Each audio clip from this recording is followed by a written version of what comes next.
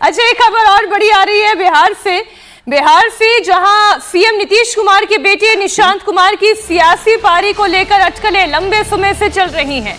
इन अटकलों के बीच नीतीश कुमार ने निशांत को आशीर्वाद दिया। अभी देखिए, कहानी कुर्सी की शुरुआत हमने कहां से की।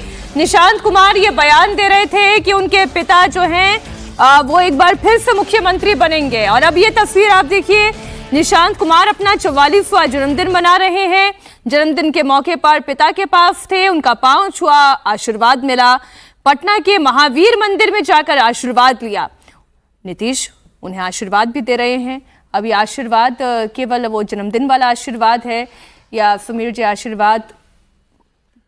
देखिए, बहुत संदेश तस्वीरों में बहुत से संदेश निकल कर आते हैं, और मुझे लग रहा है कि आप देखिए, आज जन्मदिन पर उनको बधाई दे रहे हैं। निश्चित रूप से पिता के रूप में एक बेटे को वो जन्मदिन की शुभकामनाएं दे रहे होंगे, लेकिन क्या कभी पहले ऐसी तस्वीरें दिखी है कि वो पिता के साथ जन्मदिन मना रहे हैं या पिता ने उन्हें बधाई दी हो या ट्विटर पर जिक्र करा हो? वो तो मुख्यमंत्री आवास में तक नहीं रहते थे अपने पिता के साथ।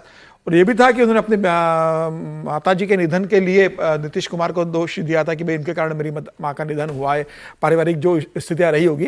तो मुझे लग रहा है कि अब निशांत कुमार को भविष्य के रूप में एक जनता दल यूनाइटेड के लीडर के रूप में देखा जा रहा है।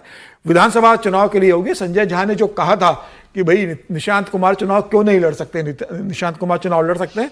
कार्यकारी अध्यक्ष से उनकी जिस तरीके से बातचीत हुई थी, तो मुझे लग रहा है आने वाले समय में निशांत कुमार हो सकता है विधानसभा का चुनाव लड़े और फिर सरकार का हिस्सा बनते हैं या क्या बनते हैं, आने वाला समय बताएगा।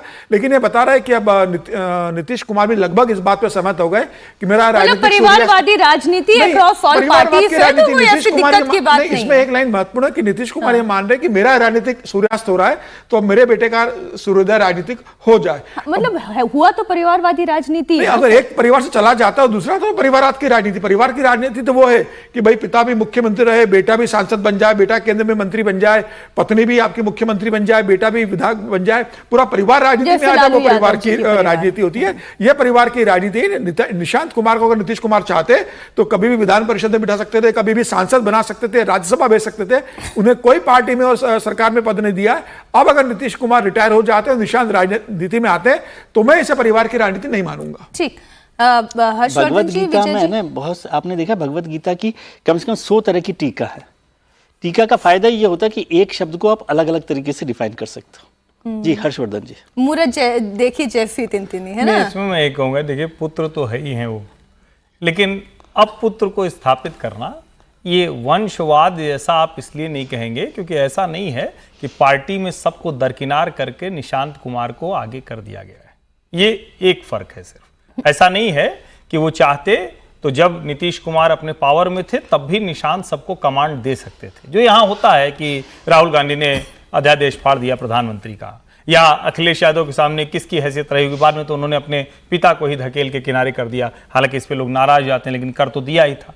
तो ये होता है, मतलब दोनों का फर्क बहुत साफ साफ है कि परिवारवाद क्या होता है। अब हर्षवर्धन जी बस ये बताइए, आशीर्वाद मिल गया है, राजनीति में आ जाइए। 100%। और मैं तो पिछले मेरे ख्याल से 6 महीने हो गए होंगे अब तो हम लोग को ये चर्चा करते हुए, निशांत को आप किसी न किसी सीट से चुनाव लड़ते हुए देखेंगे।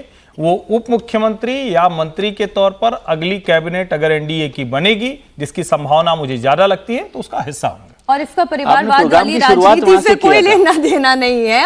मैंने बोला ही कि शुरुआत यहीं से हुई कि पिता जो है मुख्यमंत्री बनेंगे। इस बात से ही, निशांत जी की बात से ही शुरुआत हुई थी।